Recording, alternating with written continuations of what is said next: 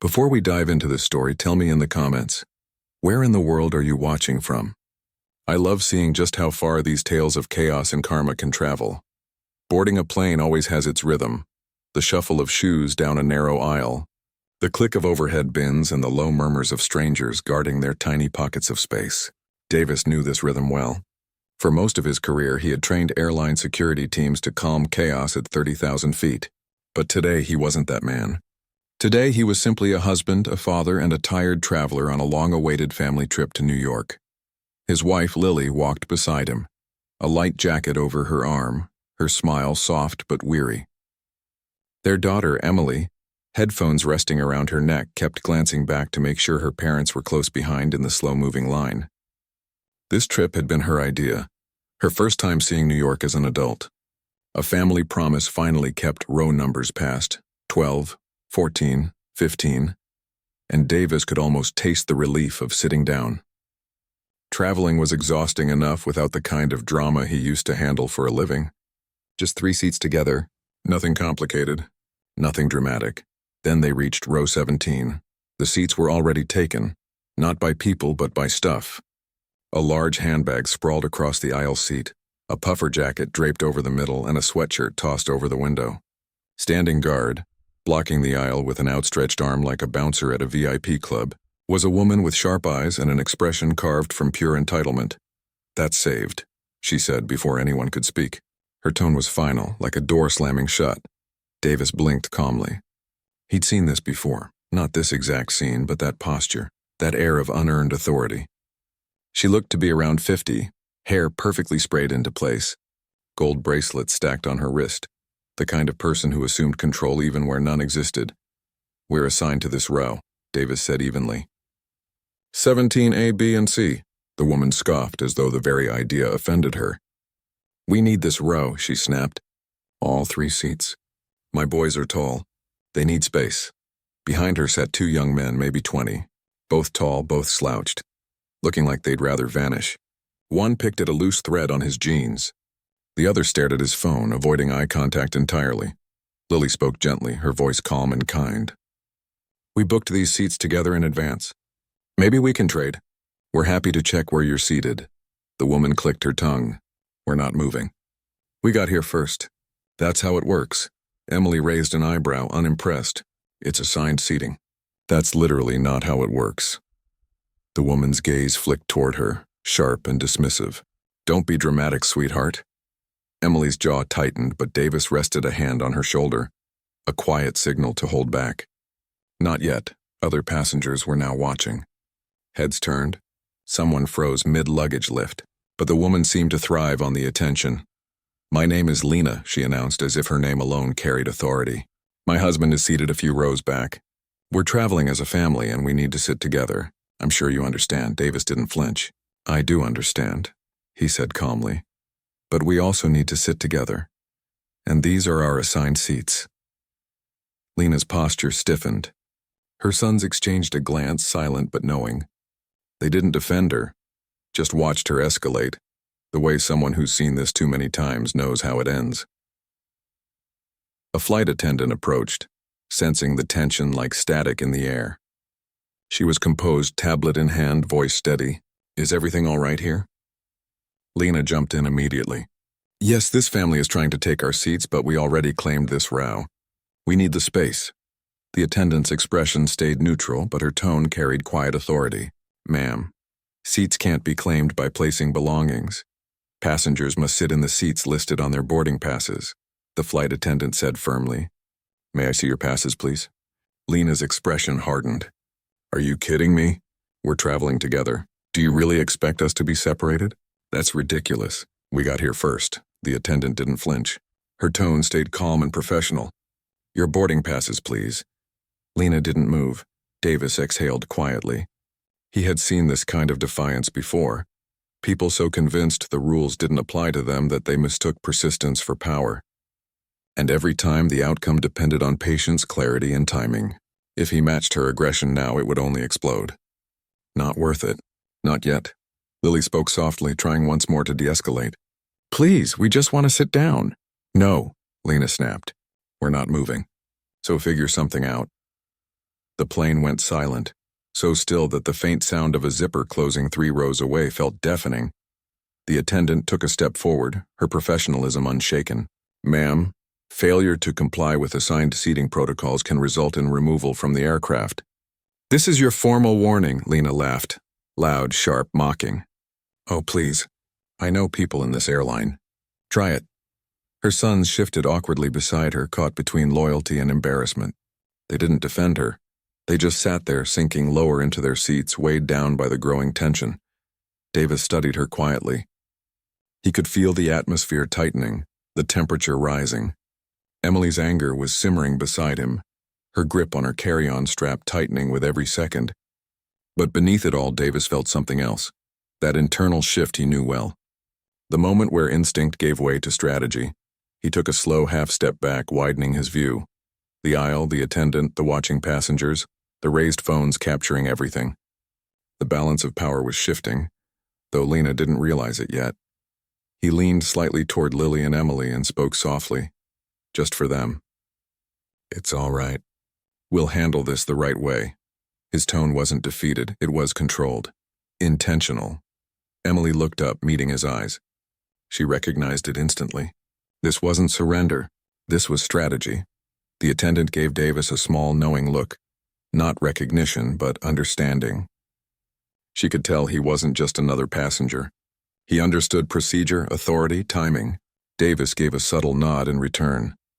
The cabin fell into a taut, suspended silence. Lena stood confidently, arms crossed, convinced the row was hers. Davis remained composed, knowing the moment would turn. And when it did, it would turn hard. The flight attendant excused herself with a polite nod and moved toward the front of the cabin. Lena smirked, arms still folded, certain she'd won. Her sons slumped deeper into their seats, shrinking under the weight of so many watching eyes. The hum of the engines filled the space, soft but steady, as whispers rippled through nearby rows. The storm hadn't passed, and it was simply waiting. Davis didn't move. His calm wasn't weakness. It was control. Deliberate, grounded, patient. He had learned long ago that silence could command more respect than shouting, and restraint could carry more weight than rage. Lily glanced at him, her eyes asking silently what came next. Davis gave a faint, reassuring nod. Emily straightened slightly, her breathing steadying as she mirrored her father's composure. Moments later, the flight attendant returned, this time with another crew member. The head purser. He moved with quiet authority, his posture steady, his expression composed. The kind of confidence that came not from ego, but from experience. He stopped beside the row, acknowledging Davis first with a brief nod before turning to Lena. "Good afternoon," he said evenly. "I'm going to need to see everyone's boarding passes." Lena rolled her eyes, her voice dripping with fake patience. "We've already explained. We're sitting here. My family needs to be together." The purser gave a single nod. Not agreement, just acknowledgement. "Your boarding passes, please." Lena huffed and began digging through her oversized handbag, every motion exaggerated with annoyance.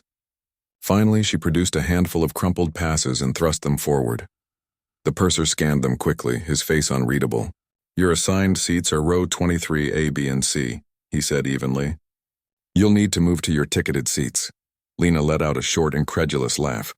"No, we're not moving. Those seats are cramped. My sons are tall. We're staying here. This family can sit somewhere else." He didn't blink. "This row has been ticketed to them, not you." Lena's voice sharpened. "Then change it. You can do that, can't you?" The purser shook his head, his tone steady as stone. "Not without a formal reassignment request and only if comparable seating is available." "At this time there are no open rows." Lena scoffed and waved a dismissive hand. "Then we'll just stay." Problem solved. The purser's stance shifted slightly, polite professionalism giving way to firm protocol. "Ma'am, you've now received a second instruction to move to your assigned seats. If you continue to refuse, we'll have to initiate non-compliance procedures." The cabin grew still. Dozens of eyes watched, phones discreetly angled for a better view. One of Lena's sons muttered under his breath, "Mom, just let it go." But she silenced him with a sharp glare. "I am not being treated like this," she declared, chin lifted. "I know how this works. I know people who run this airline. You don't have the authority to remove us, so stop threatening and start accommodating. The purser didn't raise his voice. He didn't need to. Authority doesn't shout. It simply exists. Sir, he said, turning to Davis, may I see your boarding passes as well? Davis nodded calmly, reaching into his jacket and handing them over.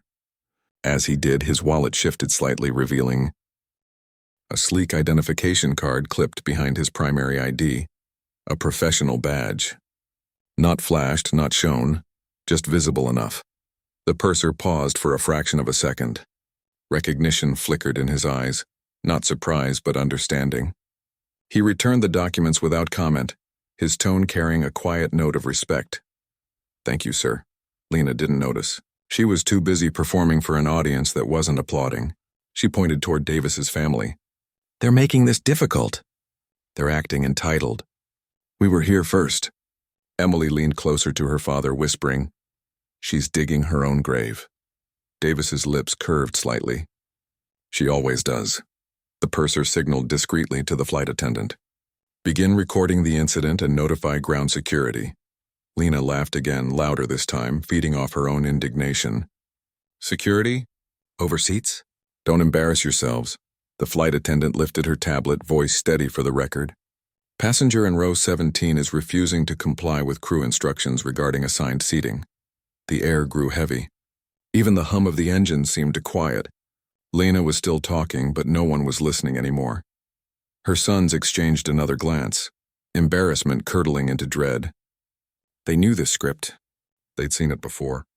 Their mother pushing too far, convinced the world would bend, only to crash into consequences she never imagined. Moments later, 2 uniformed airline security officers stepped onto the plane. Conversation stopped completely.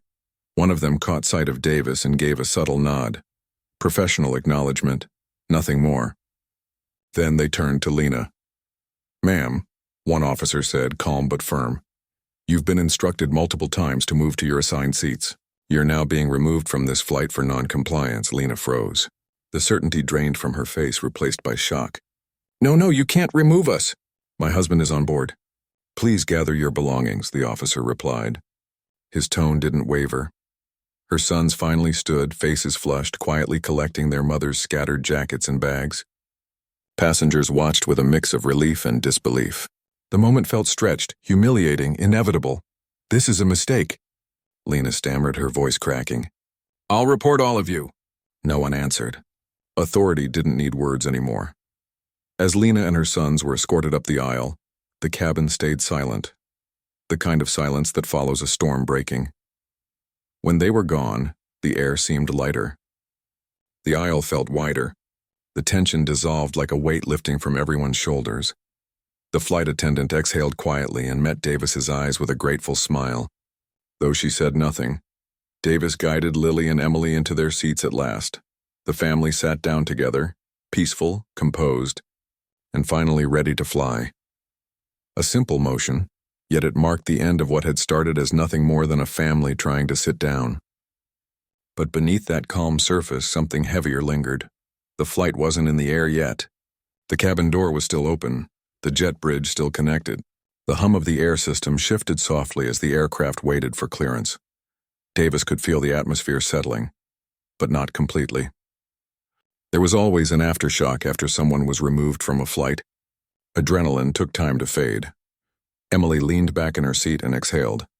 I swear that was insane. Lily gave a faint smile, though her expression stayed thoughtful.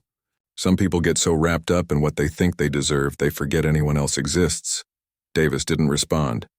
He was still listening, not to the words around him, but to the quiet rhythm of a plane regaining balance. He knew situations like this rarely ended cleanly. People who refused rules often tried to reclaim control in other ways. And Lena seemed exactly that kind of person. A commotion stirred near the front of the aircraft, not loud but tense. A voice rose, sharp with disbelief and anger, the sound of someone learning that consequences really did apply to them. Davis didn't have to look. He already knew. Lena's husband had just been informed. A few minutes later, the purser returned, clipboard in hand. His composure held, though a faint strain shadowed his features. He stopped beside Davis. Sir, he said quietly, thank you for your patience. Ground security is rebooking the removed passengers. They will not be returning to this flight. Understood, Davis replied calmly. The purser hesitated for a moment. One additional note, he added. Because they were removed under non-compliance protocol, their rebooking is subject to availability and additional screening. It's likely they'll be split across separate flights, Lily nodded. That's fair. Emily's tone was sharper. It's more than fair. The purser gave them a small, respectful nod and moved on. The family settled in. Bags secured, seatbelts fastened, cabin lights dimmed to that soft pre-takeoff glow. Routine returned. For a brief moment, the world felt steady again. Then as the plane began taxiing, the glow of phone screens lit the cabin. A single notification pinged. Then another. Then dozens. Passengers had already uploaded the confrontation. Short clips, long videos, multiple angles. The trending caption read, "Woman tries to steal entire row on plane, gets removed." Emily pressed play on one of the videos. The footage showed Lena standing in the aisle, hand raised, blocking the seats, her voice sharp, insisting she knew people at the airline. Her removal followed. Comments poured in beneath it.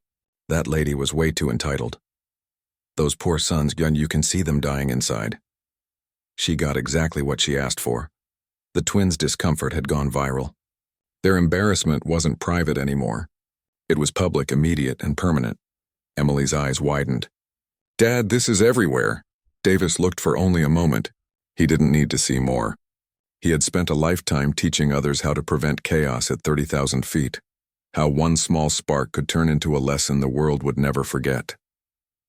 Lily reached over and touched his arm gently. "You handled this perfectly." He nodded once, his eyes steady. But his expression carried something else. A quiet awareness. The look of a man still scanning the edges, still making sure calm would hold. The plane lifted, engines humming softly as it climbed into open sky. Clouds drifted past the windows, tray tables trembling lightly with each change in altitude. Only then did the family allow themselves to breathe again. Hours passed in calm flight. Drinks served, movies playing, passengers settling into quiet comfort. The earlier turbulence, in our emotional, not physical, faded into memory. But consequences were still unfolding below. When the plane touched down in New York and passengers began to deboard, Davis's phone buzzed. A message from a colleague still stationed at the departure airport. 2 short lines. "Those passengers you encountered were flagged. One tried to file a complaint. She didn't know who you were." Davis exhaled slowly. He and his family stepped into the terminal. Bright lights, rolling suitcases, echoing announcements. A new city, a fresh beginning to their trip. But as they reached baggage claim, they saw them. Lena and her son sat off to the side on hard plastic chairs, surrounded by their luggage, eyes hollowed by exhaustion and humiliation. They hadn't boarded another flight. Their journey hadn't resumed. Their day hadn't progressed. Lena looked different now. Not grand, not defiant, small, shaken, defeated. Her sons refused to look at her, their silence not momentary anger, but the slow fracture of loyalty worn thin by too many scenes like this. Lena looked up, meeting Davis's eyes. For the first time, there was no fight in her expression, only recognition. Recognition of a line crossed, of consequences realized too late. She opened her mouth as if to speak, but no words came. Davis said nothing. There was nothing left to say. Lily and Emily stayed close as they walked forward, not looking back. What followed them wasn't tension anymore. It was closure. Because justice, when it arrives quietly, often strikes harder than any argument ever could. Outside, the air was crisp and cool. Taxi lights flickered in neat rows along the curb. New York hummed, horns, chatter, the pulse of a city that never slowed. Emily stretched her arms overhead. "So," she said, "first stop, Times Square." Lily laughed. "Food first. I'm starving." They blended into the tide of travelers, just another family in the rhythm of arrival. Back inside the terminal, Lena remained seated, waiting for the airline to decide her fate. The same airline she had tried to overpower now held her day suspended in limbo. Actions have weight. Intent has consequence, and authority, when misused, always finds a way to fold back on itself. On the curb, Davis hailed a taxi. As the doors opened and the city's heartbeat spilled toward them, he paused, looking up at the skyline piercing the evening sky. Some people think power is taking what isn't theirs, he said quietly. To himself, to his family, maybe to the world. He stepped into the cab. But real power, he added, is knowing you don't have to take anything at all to win. The taxi pulled away, the blur of airport lights trailing behind like fading embers of a long, strange day. Davis rested his hand over Lily's. Emily leaned her head against the window, watching the city draw closer. The silence in the cab wasn't tense now. It was calm, full, deep, and earned. He didn't need to talk about what happened. His family already understood. Respect isn't something you demand or argue for or take. It's something you live. And that day, without raising his voice, Davis had lived it. As the skyline of New York spread wide before them, he allowed himself a small, private smile. Some lessons teach themselves.